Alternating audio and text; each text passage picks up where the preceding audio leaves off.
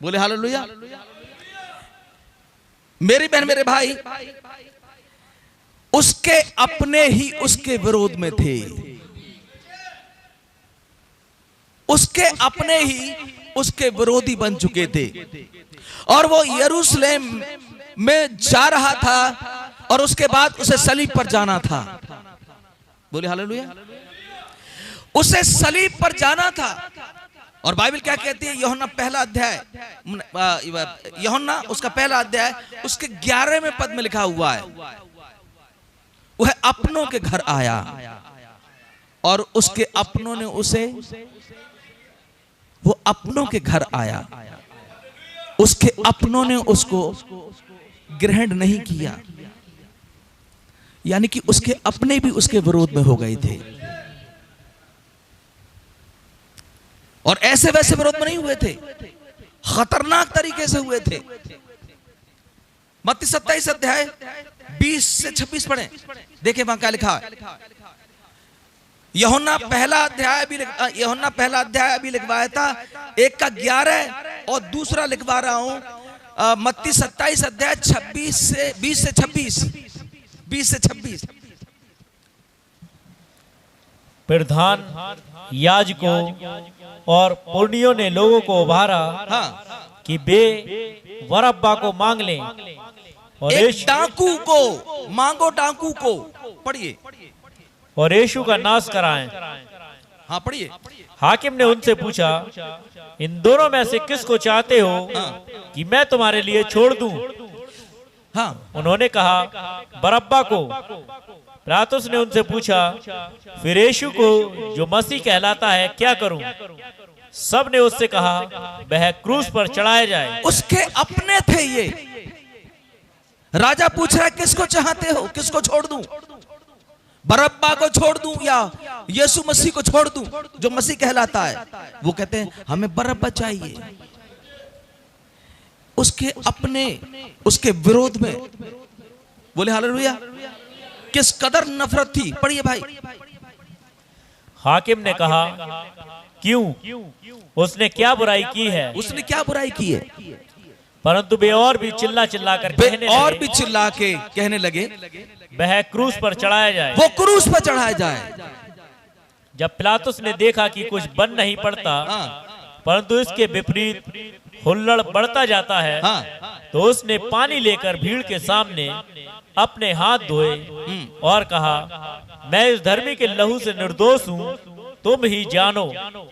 सब लोगों ने उत्तर दिया, इसका लहू हम पर और हमारी संतान पर हो।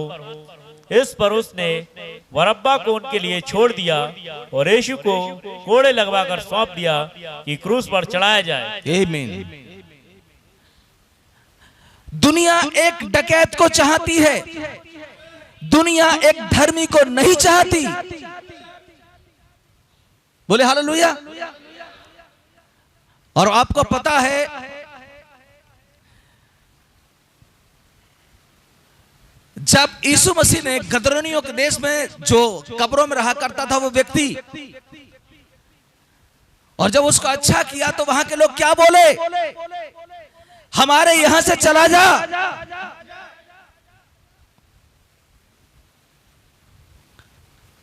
लोग नहीं चाहते कि यीशु मसीह लोगों को आजाद करे, क्योंकि वहां किसी को आजाद किया था उसने, और अगर वो वहां रहता तो और भी लोगों को आजाद कर देता। लेकिन लोग नहीं चाहते थे, वो कहते हमारे यहां से चला जा, हम तो भूतों के साथ रहने में अच्छे हैं, हम तो दुष्ट आत्माओं के साथ रह सकते हैं। और आज भी ऐसा ही है। खुदाबंद भी कह देता है, अगर तुम्हें दुष्ट आत्मा में रहना अच्छा है तो इन्हीं के साथ रहो। बोले हालेलुया। यूहन्ना की इंजील उसका 19 अध्याय उसका 13 से 16 पद पढ़े जल्दी से। वह अपनों के घर आया, उसके अपनों ने उसे अंगीकार नहीं किया। एक छोटी सी भीड़ थी जो उसके साथ खड़ी थी। ये बातें 16, हाँ पढ़िए।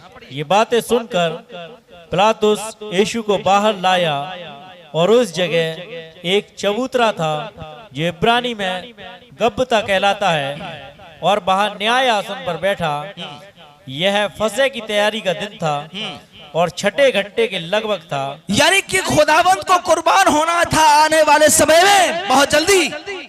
पढ़िए। तब उसने यहूदियों से कहा, देखो तुम्हारा राजा। परंतु वे चिल्लाए। वो क्या कह रहे? देखो तुम्हारा राजा। वो कह रहे थे तुम्हारा राजा है ये, लेकिन उनको पता ही नहीं था कि हमारा राजा है।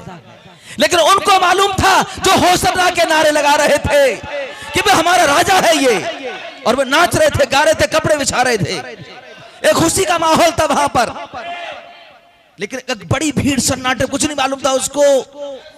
वो अंधे थे सारे के सारे। बोले हालेलुया। पढ़े भाई। परंतु वे चिल्लाए, ले जा, ले जा। हाँ। उसे क्रूस पर चढ़ा। पिलातुस ने उनसे कहा, क्या मैं तुम्हारे राजा को क्रूस पर चढ़ाऊं? वो बार बार कह रहा था, क्या मैं तुम्हारे राजा को क्रूस पर चढ़ाऊं?